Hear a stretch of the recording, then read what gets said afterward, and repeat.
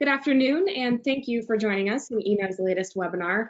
I'm Brienne Eby, a Senior Policy Analyst at Eno, and today I'm looking forward to a discussion about improving the virtual work experience and what telework means for the future of commuting. With the onset of the global pandemic and resulting lockdowns, working from home has become the new normal for many employers and employees around the world, which has created massive shifts in transportation patterns and services. I'd like to acknowledge that not everyone has the ability to work from home or is working from home. For so many of our essential workers, so healthcare employees, grocery employees, and others who keep our economy running, transportation services, and especially public transportation services, have been absolutely essential. But working from home is a reality for many and may continue to be a reality in the months and years ahead. Today's presentation will demonstrate how teleworking has affected life and work worldwide, including commute and transportation habits. Joining us today are Joseph Sherlock, who leads the government team at Duke University's Center for Advanced Hindsight, and Dr. Ashley Whillans, an assistant professor in the Negotiation, Organizations, and Markets Unit at the Harvard Business School. You can submit questions at any time during their presentation by using the questions function. And we'll then go to a Q&A, and you can, of course, submit questions at that point as well. Today's presentation will be available after the fact on Eno's website. With that, I'll turn it over to Joseph and Dr. Whillans. Hey, everybody, good afternoon. Thank you for joining.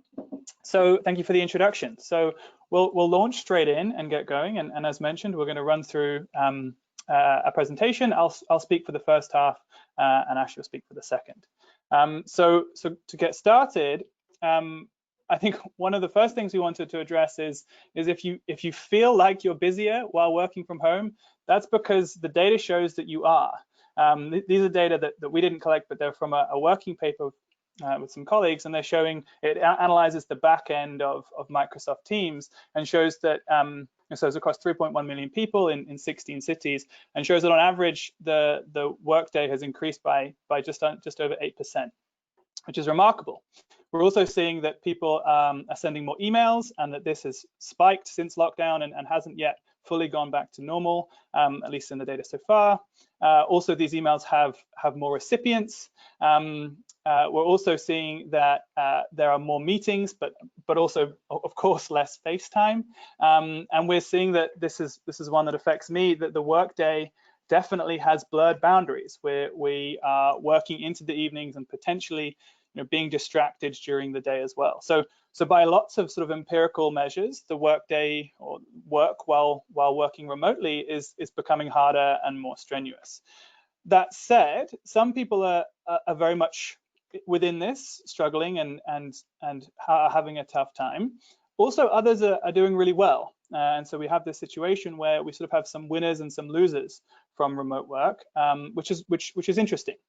So what we're looking to explore, I think, in this presentation and across this program of work generally, is if we think about COVID and its impact, the impact it's had on changing the way we work generally, we think about that as a natural experiment and see what can we learn. What can we learn from this period, and how can we shift and change and adapt? We're all addressing and working with new challenges, and so it's important that we get up to speed and we get going quite quickly. And so for us as researchers, this is really exciting. So a few more quick points. I think it's likely that remote work, to some extent, even if we go back to a new normal, whatever that is here to stay. We see a lot of companies adopting policies which will ensure that remote work continues beyond. And so as we move back and as we reintegrate into a new normal and we have a new way of working potentially, it's really interesting to see what will that look like, and what can we take from what we've learned during this period into that. The last thought then is also an interesting angle here on how will this affect our commute and how it'll affect transportation going forward. So these points and others we'll be looking to explore. And so our agenda for today is to first of all look at what contributes to success while working from home. Then we're going to get stuck into working from home for knowledge workers and explore that. Then we'll look at strategies for thriving and being successful while working from home. What can you do? What can you do differently? What does the research recommend? And then we're going to look at behavioral strategies for encouraging or increasing working from home. And then finally, we're going to give a hint as to sort of where next we're going in this ongoing program of research. So without further ado, I'll get going.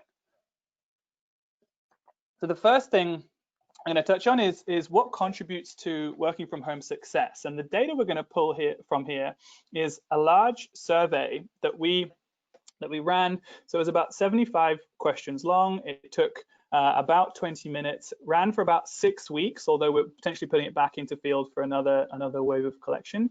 And overall, we collected about 44, I think that's actually increased now, 45,000 respondents. This survey was in partnership with LA Metro, and the data for this first part will all be pulled from this survey. So as mentioned, it was international, so it was across 88 countries. Some of these are reasonably sparse.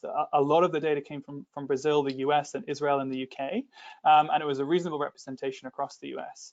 And broadly, just to stay in a line, what we're looking to do with this survey is understand what is this ecosystem. So we have a range of factors, and I won't list them out, but they're on the slide, that contribute, we think at least, contribute to success while working from home.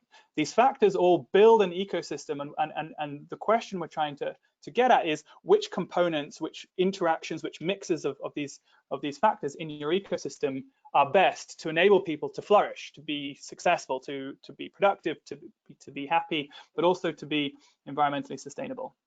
So really, what is that ecosystem? Alrighty, so into some of the data. The first thing I'm gonna show you is time and tasks, and some data we collected on this. So one of the first questions we asked was around how people were spending their time, and importantly, how they were spending it both during, before, and an ideal time use. So I'll start with before. This is the dark blue lines. We asked people, so it relies on memory, so it's, there's a flaw here, but we're saying in a pre-COVID world, how much time did you spend on these different things? So we have sleeping, we have productive work, unproductive work, active leisure, we have passive leisure, errands, and spending time with family. So if you look at this dark blue line, you can see that this is broadly on average what people do. Then we say, okay, during COVID, so since we've been locked down, how are you spending your time? And we see that people are sleeping more. We see that they're spending less time being productive, but more time on unproductive work, interestingly. We see that people are doing less active leisure, on and on, more errands, which I think is shown in other surveys, and also spending more time with family. Now, if we compare that to ideal, we're also seeing that people still aren't sleeping as much as they want to. We're seeing that people definitely aren't working as productively as they'd like to, and they're doing more unproductive work than they'd like to. Not getting enough as much active leisure as they'd like, and even though they're spending more time with family, they still want more, which I thought was a really interesting piece to pull out of this. So this is a nice way of looking at time use, and one of the interesting things we'll be looking to explore is how this changes if we put the survey back into the field. So okay, one more on time use here. We asked people, we asked people how they spent their time in terms of splitting it between the office and between home and between satellite and coffee shops. And we asked them this both in a pre-COVID world and in an after COVID. Oh, sorry. Trigger happy. So we see the dark blue is a before COVID, and we see that about 75% of people's time is spent in the main office. We see about 20%, about a day a week is at home, and then some change across the others. Now we say, when we ask them about how would you like to spend your time after COVID, we see it very much shifts to more of a sort of 50-50 with some change, in that people are actually wanting to spend more time at home than in the main office. And so this speaks to this point of going forward, we expect remote work to be here to stay if workers have anything to say about it, which is quite nice. Okay, so there's some on time use. I'm going to run through into some stuff on the workplace. Staying on this theme, we asked people a whole series of opinions about remote work. And some of the ones I want to pull out are these ones near the bottom. So we see agree, disagree with the line, I would support a remote work policy, is very, very high. We see it as above 4 on a 1 to 5 point like a scale. We also see a pretty high agreement with will request remote work in the future. Again, speaking to this point that we're likely to see more of this coming forward. Finally, one of the big components, one of the themes of the survey was trust. Trust comes out as really important for productivity and important for employees' well-being. And we also generally see that employees feel like their supervisor trusts them to work quite well. So that's another one that I wanted to just flag from this graph. And then final point on workplace here is we see organizational support as really, really important for productive work during COVID, during this period where we've been locked down. So here we have, again, the same pattern as pre-COVID and during COVID. We see that organizational support, or the extent to which you perceive that you are supported by your organization, doesn't really matter for productivity in a pre-COVID world, but it has a really big impact while working from home during this period. So I guess one clear line coming out of this is to really give your employees, your team, the sense that you support them and that you've got their back. Okay, one of the things, so this is actually citing some studies. Apologies for all the words. I'm not going to read through these, but it's emerging from the data and from other studies that it's not necessarily self-evident that working from home, introducing a remote work policy, leads to fewer vehicle miles traveled for employees. So 4 studies here. Again, I'm not going to go into the details, but the first 2 are slightly older. There's a 2014 and a 2018 study. Both show that actually VMT might increase for remote workers, for teleworkers. We then have 2 studies that have come out more recently. William Riggs, it was a really interesting survey there in 2020, and this Curtis paper as well, which both suggest that actually VMT, or in the bottom one, that it's actually measured in terms of emissions, but they say that actually it could decrease. So what I wanted to flag here is that this is a debate. It's not something that we're speaking to in this presentation, but I wanted to just put that on everyone's radar. It's not necessarily self-evident yet that it's a good idea, but the more recent literature suggests that it is. Okay, a few here now on home environment. One of the first things we're looking at here is commute. And so we asked people, in a pre-COVID world, how long was your commute? And one of the things we're able to show is that where people had a longer commute pre-COVID, so that it didn't really influence productivity or the perceived productivity in the pre-COVID world, it's pretty flat. But in this post-lockdown during COVID, we see a pretty clear line where having more time that would have been spent on a commute leads you to feel like you're being more productive. And we assume that this is sort of time substitution. People are still waking up at the same time and potentially working more. And we can see that again here in this. This is nicely reflected. This is just the change in productive hours. Again, the orange bar suggests the longer commute. So this is showing that people previously, basically with long commutes, potentially are doing better while working from home. One other I wanted to flag here, this is a fun one. We were really interested in the impact of kids and pets. Perhaps unsurprisingly, we see across the board that kids are reasonably bad for productivity. With a room with people in front, I would ask you to put up your hands. We often have differing opinions on the effect of pets. And we actually found completely flat lines. So having a pet has no impact either way in this correlational study on your productivity, but having kids definitely detracts.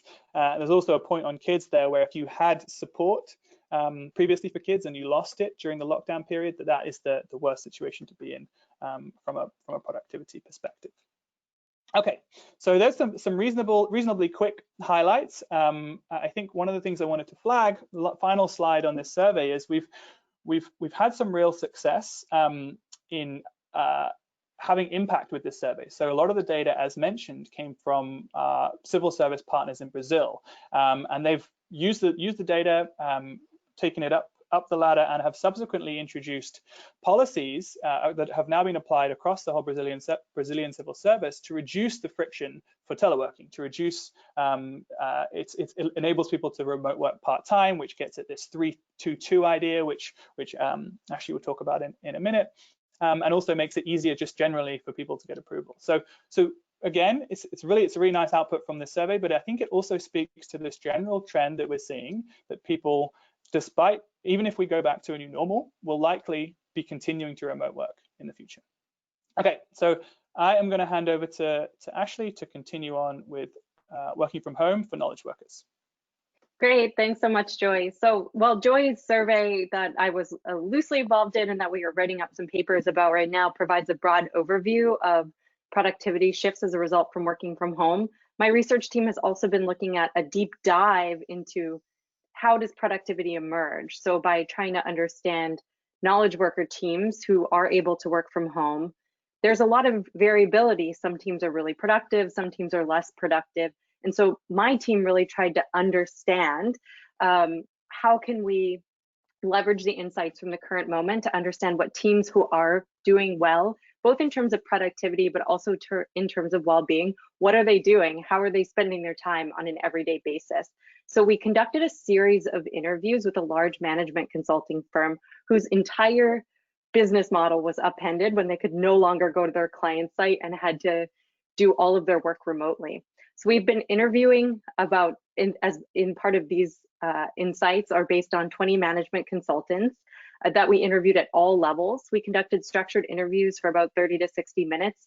And then after we did a broad swath kind of interviewing all various members of the office, we really honed in on project leaders. These are the managers who are really responsible for managing up, managing down, and tend to have a lot of responsibilities. They were also feeling particularly stressed during the work from home period. They were the ones who were emailing in those graphs at the very beginning of the presentation at all hours of the day and night, whose meetings seemed to run 24 hours a day because they were managing clients and various meetings, and they have to manage large teams. So we wanted to understand what's working well for those individuals and what's working less well. So we followed project leaders and 4 of their teams and conducted a series of interviews to understand what does productive time look like for knowledge workers who are working from home.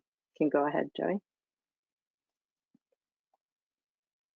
So what derived from our interviews was a set of building blocks for team time. So we tried to understand, what does a productive day look like? We tried to build some terminology that we derived from these focus groups, from these interviews, about the kinds of time that knowledge workers need to get their work done. So as you saw a couple of slides ago, we were thinking about, well, if we could construct the ideal work from home day, and we thought about each block of time and each activity as a Lego block, what would that day look like in an ideal world? And what we derived from these interviews is, that's okay, you can keep going. Yeah, you're good. Go ahead. A series of time use activities that the productive teams need to get their work done. So the first activity was process time, which is just agenda setting. The second is collaborative content time, bounce time. So this is time that teams, you can just maybe put it all up on the slide, Joey, and then I'll just kind of talk through it at a high level. Great. So collaborative content time is that time in the team room that you would have otherwise spent bouncing ideas around off each other. Individual thinking time, so that's heads down time, and relationship building time. Now, very interestingly, what arose in our data, which I'm not going to go into all of these notes in great detail, but you can see them for yourself. I'll just highlight a couple of key points, is that process time often became content time. So in the virtual environment, we use our check-ins to try to get too much stuff done, and that can be really stressful for teams. So that was one insight, really separate out agenda setting time from time that you're going to bounce ideas around off each other to get stuff done. This second block, collaborative content time, which our consultants called bounce time, is literally sitting in a room with a whiteboard and thinking through ideas. This goes missing in virtual environments. You have to make time and actually schedule collaborative content time or bounce time in order to get work done. Individual thinking time also seems to get missing. The graphs at the very beginning of this presentation were very illustrative of the fact that we're constantly being bombarded by emails and meeting requests. In the virtual environment, every conversation becomes a meeting. So it becomes even more important for teams, individuals working on teams, to protect individual thinking time to get their work done in this virtual work environment. And finally, relationship time often goes missing. While formal sit downs didn't go missing for the consulting teams we were studying, these informal water cooler conversations, the casual chat in the hall, or what social psychologists and sociologists call weak tie interactions or informal interactions, tend to go missing completely in virtual environments. So we've been seeing teams that are really productive have a mechanism to have these informal conversations. They end meetings early, they allow gaps or breaks in the middle of their day where they can just get on a Zoom chat and bounce around ideas. So relationship time, and in particular informal relationship time, goes missing in virtual, but is really important. You can go ahead, next slide. The next series of activities that are really important for knowledge workers to get work done are huddle time, red light time, green light time, and breaks and boundaries. So this is more about how you structure the time. So the first 4 activities were about the key activities you need to get knowledge work done: relationship time, content time, agenda setting, informal conversations. All of these are more about structure. So you need to structure breaks and boundaries in part to facilitate those informal social interactions. You also need to be really clear to structure into your calendar red light time, where you're going to be heads down and you're not expecting people to instantaneously respond, or for you to instantaneously respond, you feel off the clock in some way, so you can get personal stuff done or your big project time. In terms of green light time, it's about communicating on a team when you're going to have time where you can send slides back and forth to each other, like Joey and I were doing prior to this presentation, but that we're both on the same page about when that green light time is. Otherwise, if I have red light time, but Joey thinks it's green light time, he's going to email me while I'm trying to get something else done. So we need to, in a virtual environment, more clearly communicate strong signals around green light and red light time to make work from home productive and distraction free. And finally, this huddle time is really interesting. What we were hearing is that, kind of like the email insight at the beginning of this presentation, there are more people being copied into things and more people attending meetings. Junior people are going to meetings that might have only been reserved for more senior people. However, because of this lack of informal communication, those junior people might be at the meeting, but they don't seem to understand what's going on. So successful teams that we were tracking were teams that built time to engage in sense making. It's not enough to just invite someone to a meeting that's more junior. You also have to help them explain what actually happened during that meeting. You can go to the next slide. So these interviews pointed to a few general suggestions for helping teams, and especially knowledge workers, thrive during this work from home period. Communicate structure about when you're going to communicate, when your time is going to be off the clock versus not, and try to contract the day. People really are struggling, and work from home, to be able to be sustainable, needs to be more contracted into a regular period of hours where you're expecting each other to be on and off. We also need to limit process time, so schedule checkouts over Slack or email. Don't make every conversation a meeting, because people are getting quite burnt out. We're really 6 months in, and burnout among these teams that we were sitting is quite high. You also need to make sure to leave time for informal social interactions and hold each other accountable. So it's not just up to the senior person to really enforce strict work-life boundaries. It's also up to the senior people to build trust on teams so that junior people feel like they can also be responsible for helping their senior colleagues slow down. So overall, we want to be really mindful about making sure we're finding time for the types of activities that tend to go missing in virtual, and that we're really doing a good job and hold our entire teams accountable, not just leaving it up to the individual to make time for personal in addition to work during this work from home period, to make it more sustainable and more desirable for employees going forward. Next slide. Perfect. Next slide. Some other strategies that you've already heard me talk a little bit about, which we recently captured in some survey data and as part of an HBR article that we wrote, is really, again, stressing the importance of creating breaks and boundaries during this work from home period. What we've been hearing from some of our interviews, which is really interesting, is that yes, people who had longer commutes, as Joey's survey data suggests, are feeling more productive, but we want to make sure that we're not just working or completely substituting that time that we were originally spending commuting with productive work or meetings that we would have normally not taken, because again, this can contribute to burnout, the sense that I'm going to fill every free pocket of time with something productive.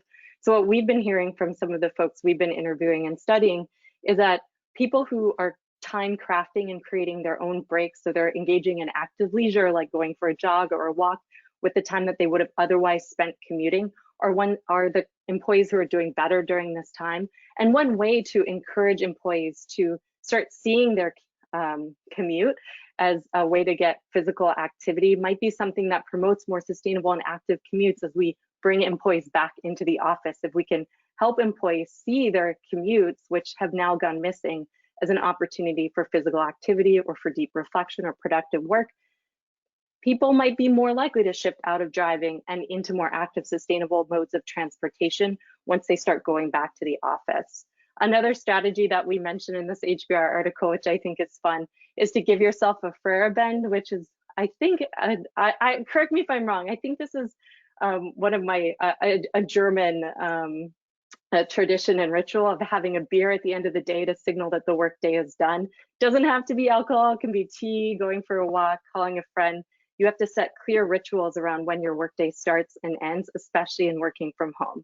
Similarly, as I've already mentioned, it's really important for employees to set a daily must win, put proactive or individual red light time on your calendar, and to rethink work structure. So Joy mentioned this a little bit earlier in the presentation, but it's not going to be possible for all of us to go to the office and to all be there at the same time. So many workplaces, including an organization we've been working with and consulting with, have moved to a 3-2-2 model, which is 3 days at the office, 2 days working from home, and 2 days with friends and family. However, it's interesting to think about staggering this across the week and into the weekend and kind of breaking up this traditional Monday to Friday. We can use this moment where our habits are being disrupted to reimagine what we want the new normal to be. And by disrupting this Monday to Friday 9 to 5 commuting, which we've all found ourselves kind of this deeply ingrained habit over many decades, we can potentially reduce peak congestion and help people engage in more active and sustainable forms of transportation. You can switch.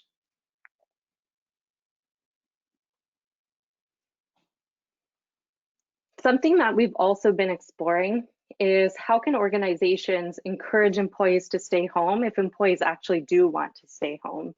And how can employees feel liberated to say that they don't want to come in, even if some of their colleagues are coming in?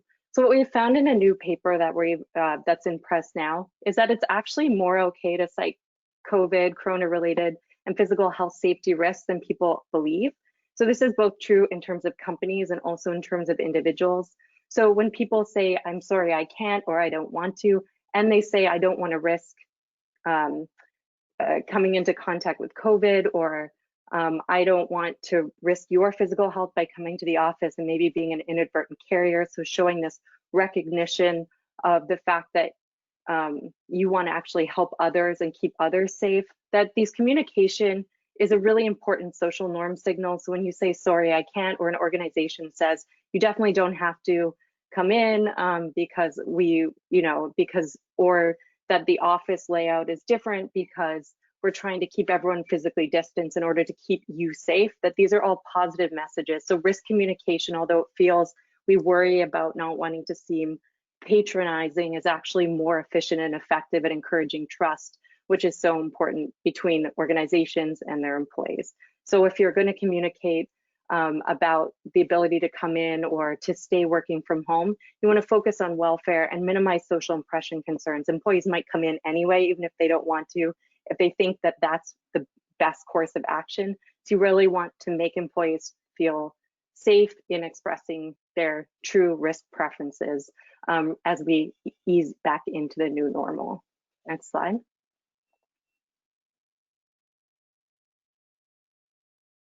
And finally, again, as I've already mentioned, our habits have been disrupted during this period of work from home. And as a result, we can think about this moment as a fresh start to encourage employees to commute in different ways as they do start to go back to the office. So as we slowly start to shift our schedule back to sometimes working from home, sometimes working in the office, if that's going to be the norm in an organization, you want to help people think about how they're going to commute and think about active transportation and sustainable modes before they start forming new habits. So before they actually make a change back to the office. You also want to communicate norms about mode shift and ask employees to commit to changing their transportation habits by writing down detailed action plans, including anticipated feelings and barriers. And you could even help employees by communicating personalized travel plans to make these changes as we slowly start to shift in some places, at least back to the office, easy and attractive for employees to engage in. And Joy and his team has been doing quite a lot of work on commitment contracts and personalized travel plans that you might have heard of both of us talk about previously. Next slide. We're next. So I'll take this last one, and I think we're basically go there. for it.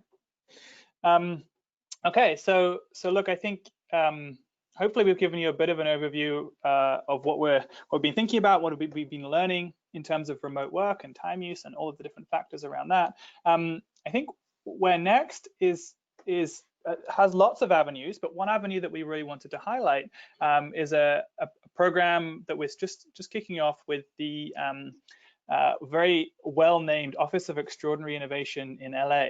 And so I think maybe this starts with the line that across the board we expect that things are likely going to get worse as from a congestion perspective. You know, from the amount of single occupancy vehicle cars that we see on the roads, it's very likely that that's going to get worse for good reasons and for bad reasons as we come out of COVID.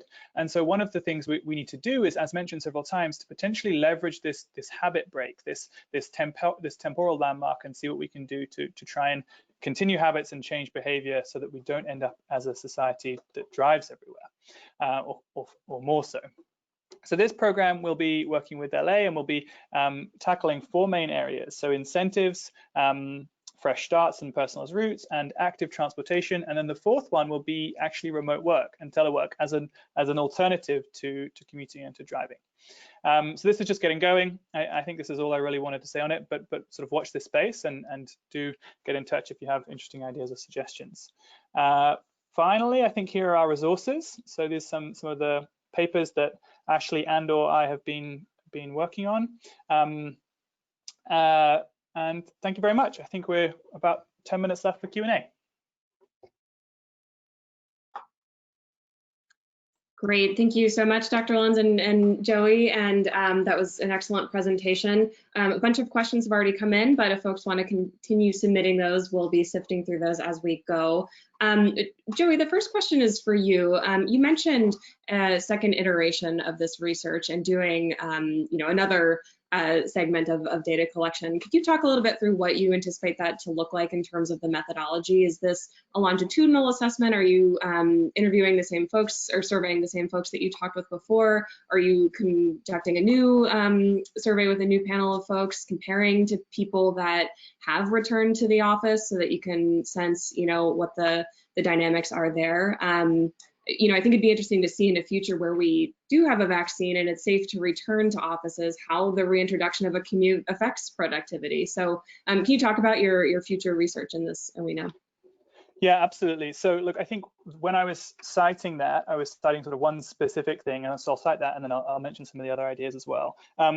Look, when we set out with this survey, if we were to go back in time, I think we would have designed it slightly differently. So we didn't design it with a longitudinal component in mind.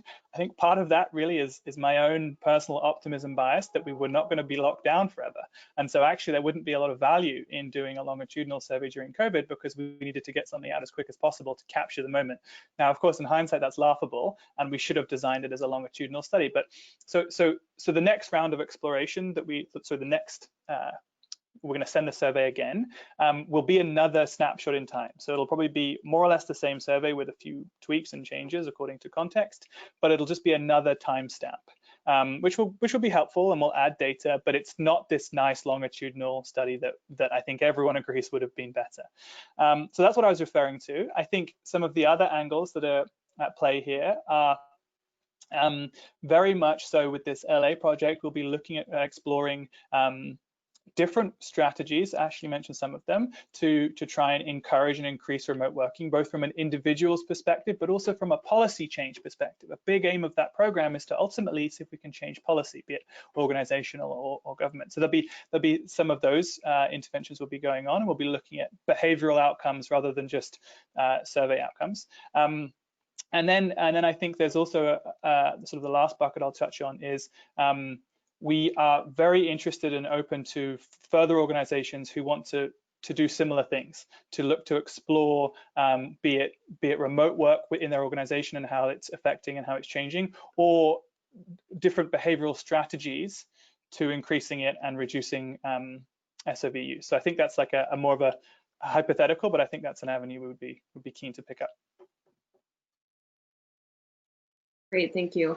ton of questions coming in about whether the presentation and the resources slide specifically will be available. Yes, they will on Eno's website after the fact. So rest assured, the presentation will be made available after the fact. Ashley, the next question's for you. So you, I'm wondering if you can offer any specific tips on helping people to see an active commute as productive time. I'm a bicycle commuter. I love that I have that disconnect from my work and personal parts of my day by riding a bike. I think that is so valuable, and I wish more people saw it that way. But I'm wondering if there are any ways to help people not focus on the burdens. People think it's too hot or cold, carrying a lot of things, don't have time to bike commute or walk. Are there specific ways to frame this to encourage a more helpful way of thinking on behalf of commuters? And then kind of related to that, there was another question as well about what exactly is in a personalized transportation plan. Can you walk us through what that might look like? Sure. I do think this framing around seeing your commute as an opportunity to engage with your personal goals and values and to create this separation between work and life in and of itself is something that is a benefit that commuters don't tend to spontaneously recognize. So you recognize it if you've done it and you've engaged in the behavior and we're having this conversation, but many commuters don't spontaneously recognize the benefit because we're loss averse. So Joey and our team just wrote a paper that will be coming out shortly outlining all these psychological barriers that get in the way from people's commuting in more active and sustainable modes. And one of the largest barriers is we are loss averse, so we focus more on the losses as opposed to the potential gains. And so any message framing that can highlight any of the myriad of benefits that active and more sustainable modes of transportation have seem to be a good potential strategy. Joey and I, and maybe Joey can speak to this, have a lab study that we've run exactly trying to figure out this question. I think in that study, but Joey, Joey's going to present the results of that really quickly because I don't want to say anything wrong because we are actually trying to figure out exactly this question, and Joey's team has been leading that, looking at exactly how do you frame the benefits to help commuters at least say they're going to switch their modes. And then now we're trying to run it in the field to see if they actually follow through with that intention, because our research has shown there is an intention action gap. So even if we change what people want to do, it might not translate into what they actually do. But Joey, what's the punchline of that study? It's actually it's a work in progress, and it's been a lot of fun because it's been counterintuitive. So the context of this is we study commuting a lot, COVID hit, and lots of our field studies struggle. So we threw ourselves into lab work and writing. So this is one of the lab studies, and it's looking at if we pose a hypothetical commute decision. So you're commuting to work, and here are your different options. You can drive, you can walk, you can cycle, you can get the bus, you can get the train. They all have a different time on them. If we present this we frame this decision in different ways, can we influence the hypothetical choice that's made? So we have a control group, which is just as you would normally expect it. We then have a flipped condition. So you have a sustainable mode at the top. Then we have a frame that emphasizes these are the health benefits. We have a frame that emphasizes these are the sustainability benefits. We have a frame that emphasizes cost, and we have a frame that emphasizes productive time or potential use for this time. Now, counter to our intuitions, the environmental one led to the most sustainable commute options chosen hypothetically. The productive time was a close second and also did very well. And as Ashley mentioned, so this was surprising to us. I think it's a really cool study. It'll be really cool to see if it actually plays that into the field. So we've been working with Vanderbilt University, and we've run a I won't go into detail, but it's a version of this in the field, and we are just getting into the data, so I don't have an answer about which way it goes. But I think it's also worth saying that we would really appreciate field experimental opportunities on this one. It's been fun to work on, and I think that a myriad of apps who we would love to partner with who could bring it to life in the real world. And I think there also will be a lot of variability on this point. I have some research suggesting that sometimes people are more persuaded by environmental benefits. Sometimes people are more persuaded by health. So I think we as a field could do a lot on this particular question. That's great. Joey, speaking to the slide that you presented, pre and post-COVID, productive time being dependent on commute time, do you have any assessment of how that breaks down by different transportation modes? I do. This is something we've just been exploring, so I'm just going to focus on productive time, but we have more here if anyone wanted to follow up. We definitely see that people who would normally remote work generally, so beforehand, they do well going forward. We see people who, but that's maybe obvious. We see people who get public transport, who previously got public transport, now do well during COVID. We see people who previously cycled or previously walked typically do worse. So there's maybe sort of a little bit of a split here in that the more transit options previously are now doing better in terms of productivity. The more active ones previously are now doing slightly worse. I don't have a good explanation for that. Like I said, we've just today been exploring that. So we'll use this actually as a stimulus to try and dig in and understand why that is. Yeah. Very good. There's a question here wondering if, and maybe your survey didn't get into this, if not, that's fine, but if there's any evidence that stay-at-home orders or messaging from governments or other officials, if that's led to differences in activity patterns and movements, maybe an urban-rural divide. I'm wondering if folks that are in cities that are, really cracking down and led the charge early on to for stay-at-home mandates, if that has had any effect on patterns and movements. Did you all assess that in your survey? I'm thinking there's a number of ways that our survey could get at that, but I haven't got data in my head on it. But I think there are some things we definitely asked, like when did you lock down? I think that could be split across geography. We also would be able to do that urban-rural split, I believe. So we could do, but I haven't got it in my head, I'm afraid. I apologize. And there is some larger scale global data suggesting consistency in messaging, consistency of the lockdown orders, trust in local and state, country level government does play an important role in physical activity and movement, whether people are actually following through on the physical distancing requirements. So there is some research out there above and beyond what Joey and I have done, but it'll be interesting for us to delve into the nuances of our data further. Yeah, and maybe building on the country example that you just gave, Ashley, I'm wondering, we didn't really go into cross-cultural comparisons too much in your survey, but if you have any, initial findings that can speak to the international context or based on other, studies or previous work that's been done, if you can, talk at all about the international context. Yeah, so I could start with the line from the survey, but I know Ashley has some good thinking on this. So the descriptive data from our survey suggests so that we had the most respondents from Brazil, from the US, from Israel, and the UK. There are other countries, but they get small, so it's difficult. It's too bitty. We see by far and away that people in Israel are the most productive, which really surprised us. I'll actually pause there. I know Ashley has some guesses at why that is, so maybe over to you.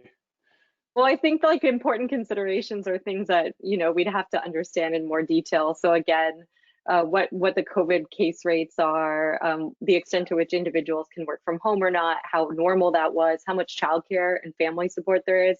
So Joey and I have analyzed this time use data in a different way, showing actually that women are engaging in a lot more necessities and less active leisure than men during this work from home period of time. And that's true regardless of how egalitarian the country is, whether we surveyed people living in Canada or the Netherlands, whether those people had kids or not. So you could also imagine that the extent to which there's high quality childcare and schooling available would also really play into those cross-cultural differences in productivity from work from home as well. And I think this goes with our broader point that we're trying to understand all of these different factors that predict how to help employees survive and thrive. Some of those are things that we can manage. Some of them are opportunities for organizations to provide support for employees. Some of them are country or city level policies. So we're really trying to develop an ecosystem of understanding for really getting at when work from home works well and for whom, and how to facilitate an entire system that helps people survive and thrive working from home. Great, and I'll have one final question on that note, actually. Maybe we can start with you, Ashley, but if either of you has thoughts on this, and something came up on, for a lot of people, the commute is a productive time to take calls, answer emails, read through, some work from the previous day or look forward to the day ahead.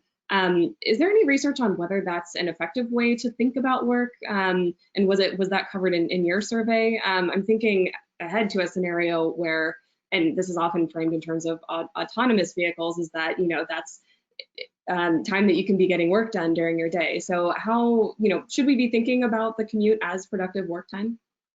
Yeah, Rafaela Sundun, who's one of my colleagues at HBS, has a working paper exactly making this argument that autonomous vehicles should help us all be more productive and get more of our work done. And there's some good research showing that if we think about our commute as a way to set goals and plan for our day, that we are more productive and feel less stressed as a result of our commute, even if we're driving into the office, and aren't able to actually substitute that free time for work. It does seem to help our psychological well-being to think about the commute as a way to plan for and structure your day. And this is one of the reasons that we advocate for creating your own commute in the absence of having one, by walking around your block or going to the kitchen table before you go to the home office, so you have a little bit of that transition from personal to work identity, because commutes do serve a really important function. So the extent to which we can use them to mentally separate home and personal life, but also to get some of our own work done, that commutes can be a source of productivity and pleasure, not just stress. I would maybe just also advocate, so I'm going to be first on the list to sign up to try and have a self-driving car so I can be doing my emails. But I also want to just fly the flag, but that's probably not the most sustainable way to approach commuting. And so to also push the commute time can also be used for exercise, for cycling, for walking. Depending on your distance, that's not available for everyone. But I think I'm more speaking to myself now than anyone. But yeah. Thank you both so much. This was super valuable. A ton of questions came in, so I suspect you might be getting some follow-up emails. That's unfortunately though all the time that we have today. Thank you so much, and thanks to our listeners. Our next webinar, Mobility on Demand Fare Integration for Transit, will be held Thursday, September 30th. As always, don't forget to sign up for eKnow Transportation Weekly for regular updates on our work and other transportation policy matters. Thanks so much and have a great day. Thank you. Take care. Bye now.